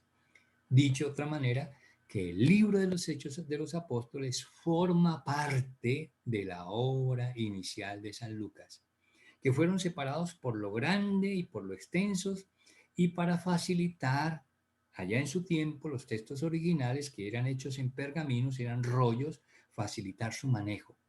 Si el solo evangelio ya era complicado, su manejo por lo grande, por lo extenso, y luego igualmente el libro de los Hechos, ahora juntos, era un mamotreto grandioso, muy difícil de manejar, entonces se vio, eso era una práctica que también tenían los judíos, dividir las obras de esa manera para que se facilitara su manejo. Y ya entonces en la historia nos quedó dos libros diferentes, pero que para nosotros como biblistas, conocedores de ello, entendiendo que son parte de una sola obra y que, dicho de otra manera, tanto el tercer evangelio como el libro de los Hechos de los Apóstoles es obra de San Lucas. Pero aquí, como en estos momentos estamos hablando de los evangelios sinópticos, entonces el tercer evangelio es conocido como el evangelio de San Lucas. Bien. Y Lucas nos va a acentuar en sus matices particulares la persona de Jesús. Cuando nos presenta a Jesús, nos lo va a presentar como profeta, ¿eh? Y como profeta movido por el Espíritu de Dios y encargado de revelarnos a Dios. Lean con atención cada una de estas diapositivas y les quedará completo su aprendizaje. Bueno, y luego el capítulo final de este video, que es precisamente la segunda parte de la obra de Lucas, el llamado libro de Hechos de los Apóstoles. Entonces, el tercer evangelio estará centrado sobre la persona de Jesús, la obra, la persona y la obra de Jesús. Y en la obra es lo que Jesús dijo, la palabra de Jesús, su enseñanza, y luego lo que Jesús hizo. que fundamentalmente son los milagros, pero no son solamente los milagros, decíamos la semana pasada, ¿no? Sino todo aquello que llamamos los gestos, las actitudes de Jesús. Cada gesto de Jesús es toda una predicación, todo un sermón también. Bueno, y el libro de los Hechos, segunda parte de la obra de Lucas, decíamos ya el protagonista no es Jesús, sino el Espíritu Santo. Los Hechos de los Apóstoles será la prolongación de la obra de Jesús, pero ya Jesús presente en esta comunidad, pero ya no el Jesús histórico, sino el Cristo de la fe presente a través de su Espíritu, que es el Espíritu Santo, la tercera persona de la Trinidad.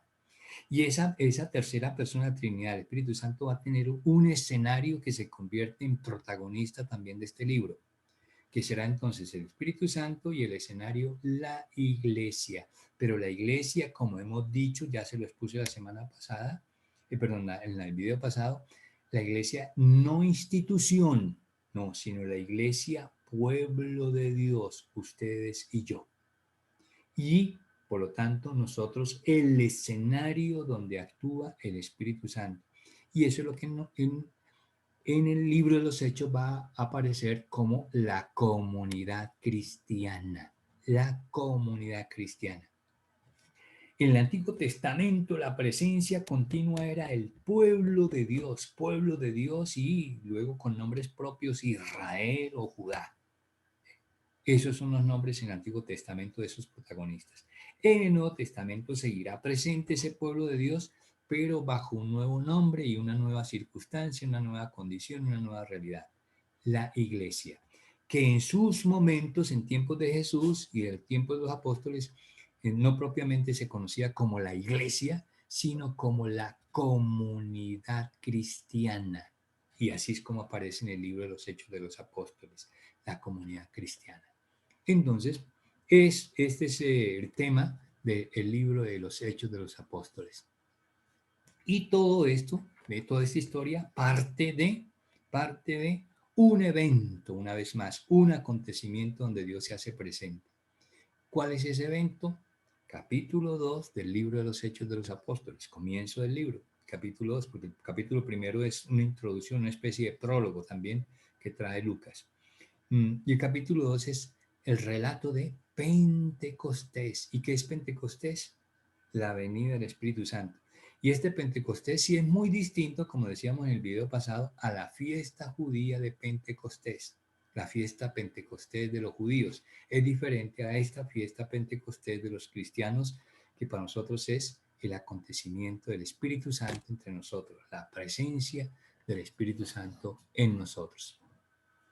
Y a partir de ese evento entonces se impulsa la predicación de los apóstoles. Los apóstoles recibieron el mandato de Jesús, id al mundo entero, pero les hizo una advertencia. Todavía no, no arranquen, todavía no se vayan. Esperen a que venga el Espíritu Santo. Una vez venga el Espíritu Santo, ahí sí, jalen. Y efectivamente fue lo que ellos experimentaron. Una vez recibido el Espíritu Santo, sintieron ellos el impulso, la fuerza que los impulsaba ¿a qué? A predicar, como Jesús les mandó por toda Judea, empezando por Judea, luego Samaria, Galilea, hasta los confines de la tierra. Esos confines empezaron allí en Antioquía, las costas mediterráneas, llegando luego a Roma, la capital y corazón del Imperio Romano, en el cual vivió Jesús y vivieron los apóstoles. Y a partir de esa predicación fue surgiendo la llamada comunidad cristiana. Y esa comunidad estará al servicio de la palabra.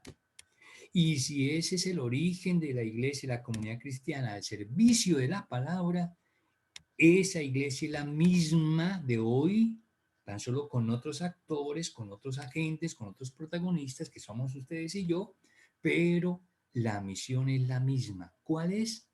Estamos al servicio de la palabra. Ya inmediatamente yo me lo tengo que estar preguntando. Yo estoy participando de esta misión de la iglesia. estamos en este ambiente del mes de octubre, el mes misionero, ¿sí? Y hemos dicho, la iglesia por naturaleza es misionera, estamos realizando la misión. ¿Y cuál es la misión? El servicio de la palabra. ¿De qué manera yo como iglesia, como comunidad cristiana, estoy al servicio de la palabra? Volviendo entonces a la iglesia primitiva, algunos miembros, nos dice el libro de los Hechos de los Apóstoles, nos resalta cómo algunos miembros encarnan ese espíritu misionero, una expresión muy en boga hoy en día en la iglesia. Ustedes notarán que continuamente la escuchan en el marco y la emplean ya incluso en el marco de su comunidad religiosa, ¿sí? El espíritu misionero que nos mueve, llamados a vivir el espíritu misionero. Bueno, ya eso estaba, o esto viene precisamente allí, de este ambiente de la iglesia o la comunidad primitiva. Y estas figuras, o estos personajes, decíamos algunos miembros, son presentados en el libro de los Hechos como figuras emblemáticas, como modelos para nosotros en la iglesia. ¿De qué figuras estamos hablando? Que se nos habla allí en el libro de los Hechos. Aquí yo les resalto dos en azul, Pedro y Pablo, famosos, ¿no? Cabezas de la iglesia. Incluso nosotros como en la liturgia los tenemos y los celebramos como una sola fiesta, ¿no? La fiesta de San Pedro y San Pablo, el 28 de junio, ¿no? Fiesta de los santos apóstoles Pedro y Pablo. Pero ellos están allí presentados precisamente y resaltados en el libro de los Hechos. Pero también sobresalen como figuras allí en la iglesia primitiva Juan, luego Esteban, el primer mártir de la iglesia, Felipe, de quien leíamos el capítulo 8, el que contábamos, ¿no? El espíritu que le dice a Felipe, acércate al hombre que va en la carroza, que va leyendo y conversa con él. Y le dice al eunuco, ¿entiende lo que vas leyendo? Es ese personaje, Felipe. Luego Bernabé, que es el maestro de Pablo, ¿sí? Pero que después va a ser más bien el discípulo de Pablo. Figuras emblemáticas del carácter y del espíritu misionero de la primitiva comunidad cristiana, todos estos temas del libro de los Hechos de los Apóstoles. Por eso el libro de los Hechos de los Apóstoles es un libro que a la par de los Evangelios es un libro de mucha actualidad para nosotros. Y nos queda entonces, para cerrar el tema de los evangelios, el tema del cuarto evangelio, que como hemos venido diciendo, ve, no ha aparecido en el discurso anterior, ve, y como lo veíamos en los cuadros, es una cosa totalmente diferente. Se le llama así el cuarto evangelio, pero ya nosotros lo identificamos de quién estamos hablando, del evangelio de San Juan. Nos dice San Juan, tomo aquí para colocar como marco a este estudio del cuarto evangelio, lo que se conoce técnicamente en Biblia como la primera conclusión del Evangelio. Entonces, si estamos hablando de primera conclusión es porque hay dos conclusiones, porque después va a aparecer otra conclusión, ¿ve? Pero esto se lo advierto, es el cierre del texto original del cuarto Evangelio. Después, ¿ve? En aquello del proceso del desarrollo del libro, otro escritor, el redactor final, vio que apareció otra pieza, otro texto, que no está aquí y que es muy importante, que son las apariciones de Jesús. Imagínense, esos eventos no pueden quedar fuera del Evangelio. Entonces dijo, no, esto hay que colocarlo acá, pero ya estaba terminado el Evangelio. Entonces agregó eso y le puso finalmente otra conclusión. Entonces el cuarto Evangelio por eso trae dos conclusiones, técnicamente hablando. En la primera, entonces, es lo que dice aquí, ¿ve? El capítulo 20, los versos 30 al 31, donde San Juan nos dice, Jesús, el protagonista de todos los evangelios, realizó en presencia de los discípulos otras muchas señales distintas a las que están acá, que no están escritas en este libro. Estas han sido escritas para que creáis, para que ustedes ¿crean qué? Que Jesús es el Cristo, el Hijo del Dios vivo, y para que creyendo tengáis vida en su nombre. Qué conclusión tan majestuosa, tan maravillosa. ¿Para qué fueron escritas estas cosas? ¿Para qué se escribieron los evangelios? Aquí no lo dice San Juan, pero vale para todos, pero lo dice Juan. Jesús hizo muchas otras cosas que no están aquí, que no aparecen en los evangelios, pero estas han sido escritas para que ustedes crean en la fe y para que creyendo tengan vida en su nombre, es decir, vida eterna, alcancen la vida eterna. ¿Eh? Alcancen aquello que esperamos para el fin de los tiempos, la escatología, la parusía, que es, lo llamamos también salvación. Bueno, bien, como pueden ver, el marco para entender el cuarto evangelio, prácticamente cuando empezamos a estudiar el cuarto evangelio hay que empezar a estudiarlo es por el final, siendo el comienzo, capítulo primero, el famoso prólogo de San Juan tan maravilloso, ¿ve? Para comenzar el estudio habría que comenzarlo acá por la parte final, por la primera conclusión del Evangelio que nos está diciendo esto.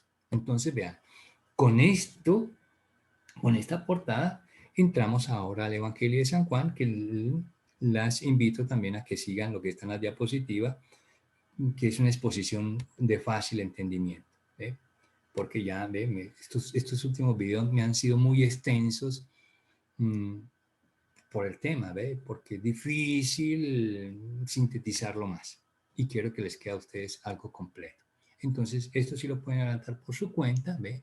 Entonces, está el Evangelio de San Juan y nuevamente, como les decía en el caso de Lucas, ustedes encuentran una imagen de esta en un libro o en internet y ya ustedes están en capacidad de interpretar de qué personaje les está hablando, qué personaje les está representando ahí, a San Juan. ¿Por qué? Porque está escribiendo, entonces es un texto sagrado, y luego la figura, el icono que lo representa a él, que lo simboliza a él, el águila, el águila. En su momento explicamos por qué el águila. ¿Ve? Bueno, entonces es un poquito va por ahí el sentido a considerar este evangelio o este evangelista y el evangelio como el evangelio teológico, o también lo conocen otros como el evangelio espiritual, teológico, es decir, nos habla de la misma persona de Jesús, pero de una manera mucho más profunda, más elevada. Pero cuando decimos elevada no es como, sí, tan arriba, que se nos es difícil comprender. Por el contrario, de los cuatro es el evangelio más sencillo, por el lenguaje, ¿sí? Más comprensible, pero al mismo tiempo más teológico. ¿Y eso de qué nos habla? De la mirada del águila, que se eleva hasta lo más alto para poder divisar con su potente mirada fina, aguda, la presa por más pequeña que sea y alcanzarla con toda precisión. Esas son las características del Evangelio de San Juan y por eso es representado por el águila.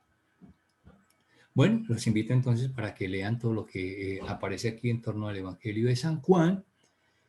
Luego sí, resaltar que el libro como tal viene redactado a partir de una estructura muy personal, muy distinta a los evangelios sinópticos, donde nos presenta una primera parte que es, y se le conoce así a nivel de la ciencia bíblica, como el libro de los signos, el libro de los signos.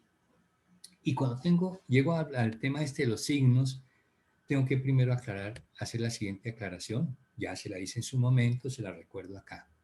Juan nunca nos va a hablar de milagros. No es porque no van a aparecer los milagros en San Juan, atención. Sí, San Juan nos va a relatar incluso, precisamente de ello vamos a hacer referencia aquí, los milagros de Jesús, pero en un número determinado. Pero quiero decir más expresamente lo siguiente. Juan nunca va a emplear el vocablo del término milagro, que sí es muy común en los sinópticos, cuando nos describen aquellas obras excepcionales de Jesús, los famosos milagros. En Juan no.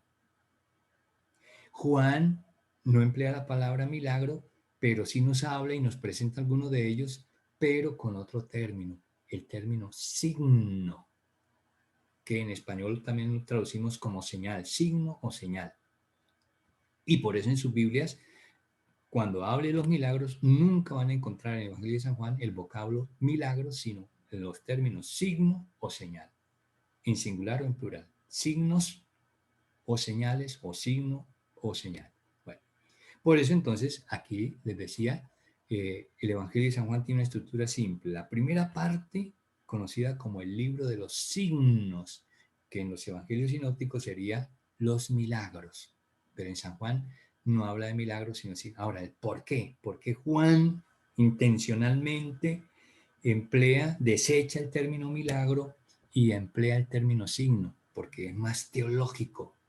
El milagro psicológicamente nos invita a centrar nuestra mente y nuestra atención en el hecho en sí, el milagro prodigioso, el hecho prodigioso. Y por eso muchos de los creyentes, incluso cuando vamos tras de Jesús, como pasaba en tiempos de Jesús con los judíos, iban tras del por qué. Incluso en nuestros días, iban tras del por qué. Por los milagros, en busca de un milagro. Por lo cual Jesús les dijo en determinado momento, cuando hizo el milagro de los panes acá a este lado del lago de Galilea, y se fue en barca al otro lado con sus discípulos a descansar, pero cuando llegó, ¿qué encontró? Que la misma gente que había acabado de dejar en la otra orilla, a pie, ellos habían llegado primero y lo estaban esperando. Y entonces Jesús les tiró las orejas. Ustedes me buscan no por lo que yo digo, por lo que enseño, sino porque saben que les puedo dar de comer, es decir, porque vienen tras del milagro. Esas palabras valen hoy en día. Por eso la palabra milagro tiene ese sentido en los sinópticos. Juan dijo, no, el milagro, en los milagros de Jesús, Jesús nos muestra no el hecho, sino lo que nos está diciendo a través de esos hechos, el mensaje. Y para captar el mensaje, entonces no hay que hablar de milagros, sino hablar de signos. Esto nos remite a la parte ya de la literatura, al español, a las clases de español que recibimos nosotros en el bachillerato, para entender qué significa la palabra signo y cuál es el lenguaje de los signos. Esos conceptos hay que traerlos acá para entender esto del lenguaje en San Juan, el por qué San Juan no habla de milagros, sino de signos, de señal, porque él no se queda en el evento, sino en lo que los eventos quieren decir, el mensaje de Jesús, lo que Jesús está revelando a través de esos eventos. ¿Y qué está revelando? Que Él es Dios y que viene de parte de Dios y que trae todo un mensaje además para la gente. Bien, esa es la intención entonces de San Juan. Y ahora, decía, ¿no? San Juan no nos describe todos los milagros que hizo Jesús, sino que escogió apenas 7. ¿Y esto por qué? Porque en San Juan los números son también de un profundo significado teológico. Él toma los números con el carácter y el sentido, el significado simbólico. Y en la simbología bíblica, el número 7 significa plenitud. Entonces, él recoge 7 milagros que expresan la plenitud de todos los milagros que Jesús dijo. Él no necesita de más milagros en el mensaje para explicar toda la revelación de Jesús. Entonces, por eso escoge 7 milagros que en San Juan son presentados como 7 signos. Y así se le conoce entonces la primera parte del libro de San Juan, el libro de los signos. Y luego, después de esa parte, viene la segunda parte del Evangelio de San Juan, que se conoce como el libro de la pasión, que es la pasión, muerte y resurrección de Jesús. ¿Sí? Es una manera fácil de identificar el Evangelio de San Juan. Y luego con unas metodologías internas que ya se las mencionaba ya en ese primer curso y aquí se las recuerdo. Los invito entonces para que sigan con detenimiento el texto en el PDF que les anexo en la plataforma para que ustedes tengan también ese PDF y les sirva a ustedes como manera de texto. No necesitan poner apuntes, aparte de vez en cuando que les digo yo, no, bueno, esto de apuntar, de tomar nota porque no alcancé, no se me ocurrió en el momento anotarlo, pero que es importante que ustedes lo tengan consignado también. Bueno, más detallitos vienen aquí explicados en estas diapositivas. Como les digo, síganlo. Esto es para decir que es el método con el cual escribe San Juan. Yo se lo explicaba ya, el famoso método en espiral, ¿sí? Cómo Juan cogió una idea y la va desarrollando, pero no a manera como los sinópticos que cogen la idea y la desarrollan de manera lineal, avanza. sencillamente no. San Juan va avanzando, pero al mismo tiempo como que retrocede para retomar la idea, volver a tomar una idea que había expuesto, la desarrolla un poquito más, ¿ve? Le da un desarrollo, pero vuelve nuevamente a otra idea anterior y así, ¿ve? Como en espiral, la figura de la espiral que es la que represento aquí. En espiral va desarrollando las ideas y esa es todo la dinámica del cuarto evangelio. Y eso es lo que trato aquí de explicarles. Y como decía, todo esto tiene en San Juan sentido, por lo tanto tiene mensaje, tiene un contenido que aquí les trato de explicar, ¿no?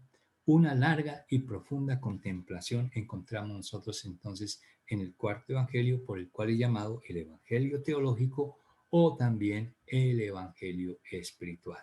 Una alta espiritualidad ciertamente encontramos. Ahora, en la historia de la iglesia, en los grandes místicos de la iglesia, que conocemos como los grandes místicos, hombres y mujeres, usted lee sus vidas y el punto de referencia siempre va a ser el Evangelio de San Juan. También los otros evangelios, pero fundamentalmente será el Evangelio de San Juan. Y vean una muestra de lo que es ese Evangelio de San Juan en su profundidad y en su sencillez, es este texto del capítulo 5, versos 19 al 30. Voy aquí a leerlo rápidamente para que extraigamos algunas enseñanzas. Jesús, pues, tomando la palabra, les decía, en verdad os digo, el Hijo no puede hacer nada por su cuenta, sino que lo que ve hacer al Padre, lo que hace Él. Eso también lo hace igualmente el Hijo. Vea, pura revelación, ve, profunda, quién es Jesús, el enviado de Dios, pero de una manera tan sencilla, unas palabras muy comunes, muy fáciles de entender. Verso 20, porque el Padre quiere al Hijo y le muestra todo lo que Él hace y le mostrará obras aún mayores que estas para que os asombréis. Porque como el Padre resucita a los muertos y les da vida, así también el Hijo da vida a los que quiere. Porque el Padre no juzga a nadie, sino que todo juicio lo ha entregado al Hijo, para que todos honren al Hijo como honran al Padre. El que no honra al Hijo no honra al Padre que lo ha enviado. Fíjense toda esa relación que Jesús establece y presenta siempre Él como Dios, pero no como el Dios único, no, en total dependencia con el Padre. Verso 24. En verdad les digo, en verdad es para insistir.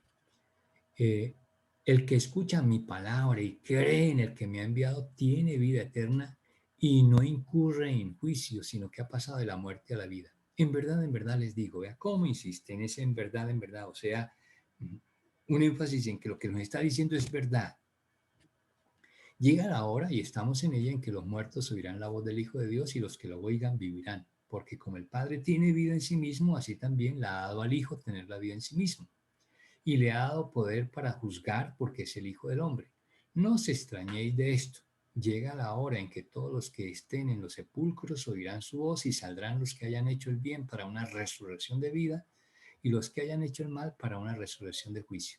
Y no puedo hacer nada por mi cuenta. Juzgo según lo que oigo y mi juicio es justo porque no busco mi voluntad, sino la voluntad del que me ha enviado. Eso es lo que tenemos entonces que descubrir en Jesús, ¿ve? Vea, con mucha sencillez en el relato de San Juan, pero con una alta espiritualidad, diríamos hoy en día, con mucha profundidad.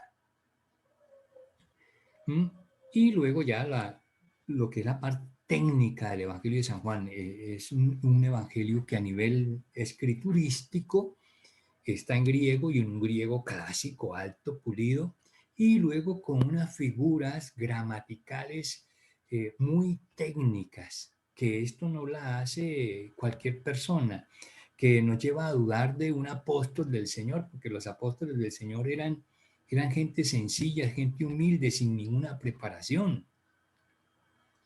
¿Ve? Entonces, esto ya nos lleva un poquito a cuestionar quién es este cuarto evangelista, quién es este San Juan.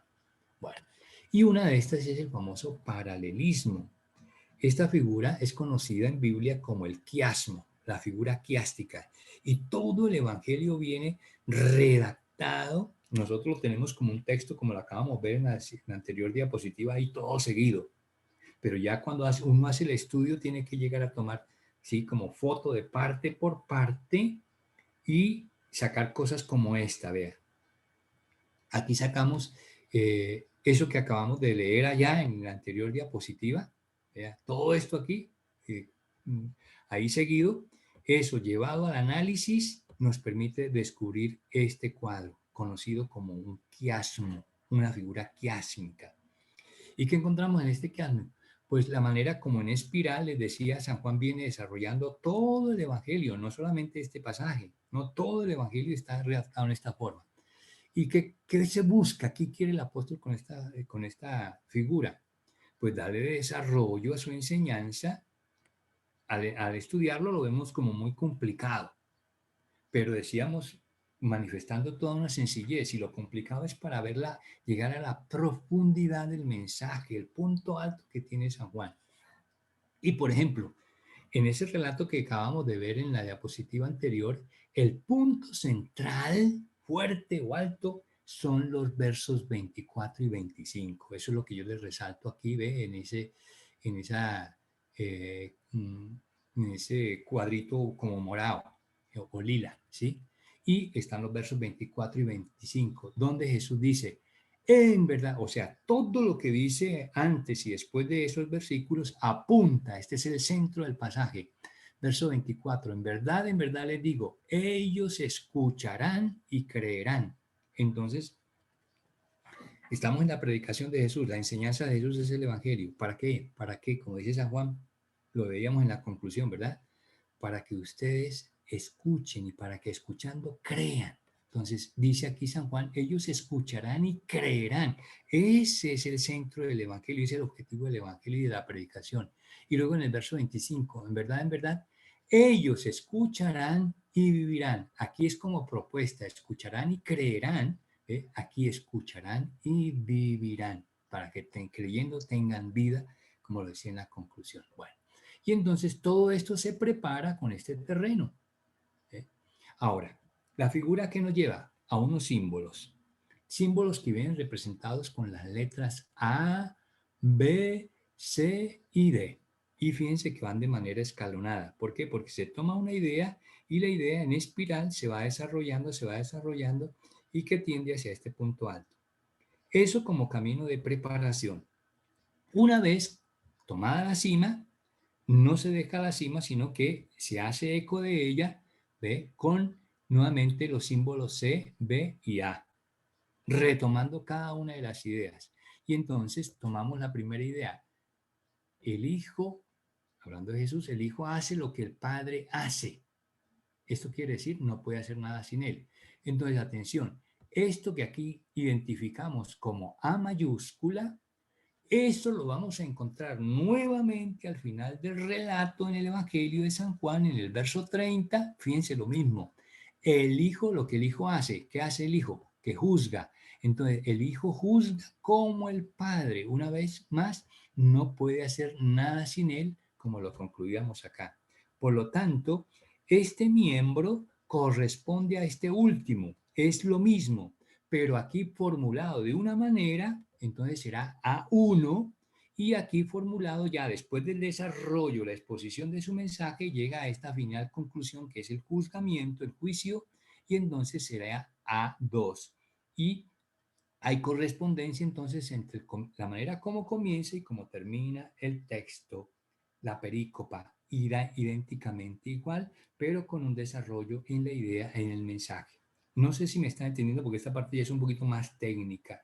Esto es lo que forma parte de ese otro nivel, por eso yo les hablo del otro nivel que como ven requiere primero de estos niveles básicos para poder entenderlos, pero aquí ya como les doy como un anticipo de lo que es eso que se conoce en Biblia como la exégesis, ¿eh?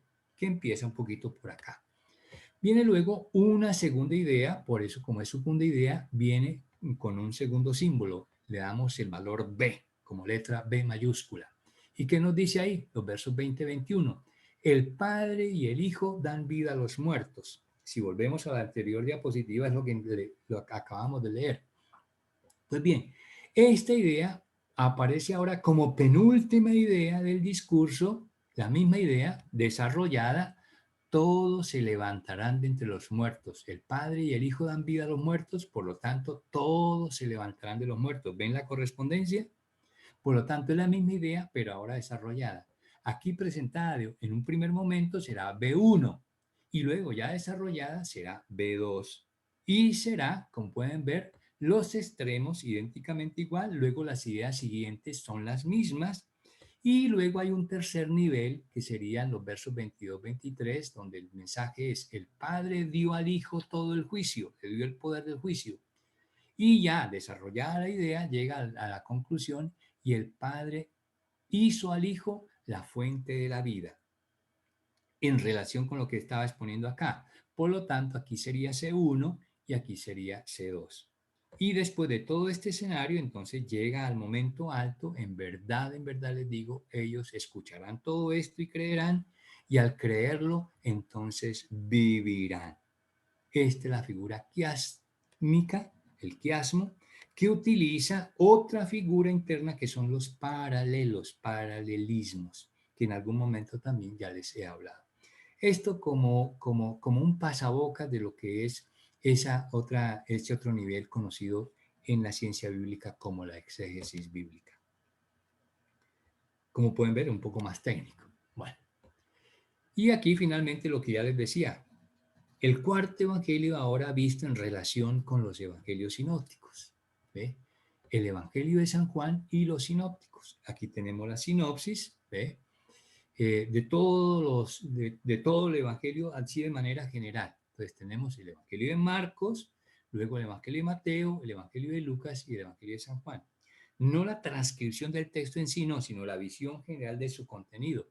Entonces, aquí, por ejemplo, tenemos en Marcos, usted abre el evangelio de Marcos y va a encontrar la aparición del Bautista. En cambio, en Mateo y en Lucas, Mateo y Lucas no le hacen a usted ninguna referencia al Bautista, sino que van a hablar del nacimiento y de la infancia de Jesús. Ven ya una diferencia grande que hay. Y en Juan ni nos habla del Bautista, ni nos habla del nacimiento y la infancia de Jesús, sino que aparece ese famoso prólogo de San Juan, conocido como el himno a la palabra. En el principio existía la palabra y la palabra era Dios. Bueno. Después, entonces, en los sinópticos aparece esta idea común que es la presencia del Bautista, la presentación del Bautista como precursor de Jesús, del Mesías. En cambio, en San Juan aparece la presentación de San Juan, que no se puede negar en San Juan, pero desde otra perspectiva, como primer testigo y luego como precursor del Mesías.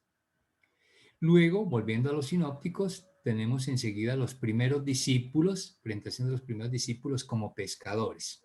¿Sí? Son pescadores. En caso de San Juan, solo nos presenta los discípulos de Juan. Ya no los discípulos de Jesús, sino los discípulos de San Juan. También una gran diferencia. Ven que San Juan va siempre por otro lado, pero sin perder el punto de referencia que es Jesús y sus apóstoles. Luego, en los evangelios sinópticos viene la actividad de Jesús que se desarrolla principalmente en Galilea y en cambio en San Juan Jesús está actuando ya en Jerusalén. En los evangelios sinópticos el desarrollo es a lo largo de una sola Pascua, o sea, una sola fiesta de la Pascua se desenvuelve en los tres evangelios. En cambio en San Juan el desenvolvimiento del evangelio de San Juan es a partir de tres Pascuas. Es decir, en los evangelios sinópticos Jesús sube solamente una vez a Jerusalén, en Juan Jesús sube 3 veces a Jerusalén. ¿Ven? ¿Ven diferencias? El siguiente paso, el discurso de Jesús está centrado en la irrupción inminente del reino de Dios, en cambio en San Juan viene una autopresentación de Jesús como Salvador. Aquí es el reino de Dios, aquí es la presentación de Jesús, revelación de Jesús. Luego, en los evangelios sinópticos viene el uso de las parábolas con un lenguaje muy sencillo. En cambio, en San Juan no aparecen las parábolas, sino los signos y en un lenguaje muy solemne, que le da mucho más realce. Y finalmente, Marco, Mateo y Lucas, los sinópticos, nos presentan muchos milagros en común. En cambio, en Juan, tan solo de todos esos milagros, San Juan solamente recoge 2. Y si decíamos que San Juan presenta 7 milagros, 7 signos, entonces quiere decir que hay 5 milagros de San Juan que son propios y exclusivos, originales de San Juan, que usted no los va a encontrar en los evangelios sinópticos. ¿Ven la importancia de este cuadro, el mensaje de este cuadro? Como para que también tengan conocimiento de él. Y esta sería entonces la estructura del Evangelio de San Juan. Como ya le decía, vea, hay un prólogo, o sea, toda obra serie trae una introducción y una conclusión. Introducción al comienzo, conclusión al final. Y luego en el centro lo que se conoce como el cuerpo de la obra. Pues bien, esa es la estructura del Evangelio de San Juan. Vea, un prólogo que hace la manera de introducción y luego va a aparecer aquí al final la conclusión que decíamos en San Juan hay dos conclusiones. Y luego el cuerpo de la obra, ya les decía, una estructura fácil. Primero el libro de los signos, lo que los evangelios sinópticos llaman milagros, ¿ve? Que van del capítulo 1, verso 19 hasta el 12:50. Y después del 12:50 sería el 13:1, el libro de la gloria, que es el libro de la pasión que les decía en San Juan, el libro de la gloria. Pero con este acento más bien como gloria, presentar no tanto la pasión de Jesús como su fracaso, sino como el camino de su glorificación, donde Jesús es restablecido como lo que es Hijo de Dios. Bien, esa estructura nos permite entonces tener esa imagen global de lo que es el Evangelio de San Juan. Y aquí viene un videíto que yo les agrego como resumen de todo esto expuesto. Se lo agrego a ustedes en la plataforma para que lo vean independientemente. Y así entonces damos por terminada esta segunda sesión, esta segunda semana del estudio del Nuevo Testamento en lo que fue segunda sesión, los evangelios sinópticos y el cuarto evangelio, con el libro de los Hechos, desde luego. Nos veremos entonces en el próximo video para el estudio de la tercera sesión.